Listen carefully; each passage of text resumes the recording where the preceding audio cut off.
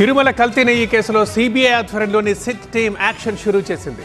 అసలు నెయ్యి టెండర్లు దక్కించుకున్నది ఎవరు, సప్లై చేసింది ఎవరు, ఈ కోణంలో కీలక విషయాలు సేకరించింది. నలుగురిని అరెస్ట్ చేసి రిమాండ్కి తరలించింది. ఇప్పుడు ఈ నలుగురు ఇచ్చిన సమాచారంతో కల్తీ నెయ్యి వ్యవహారంలో టీటీడీ ఉద్యోగుల పాత్రని తేల్చబోతోంది సిట్. టీటీడీ కల్తీ నెయ్యి కేసులో నలుగురు నెయ్యి సరఫరాదారుల్ని సిబిఐ సారథ్యంలోని సిట్ టీం అరెస్టు చేసింది.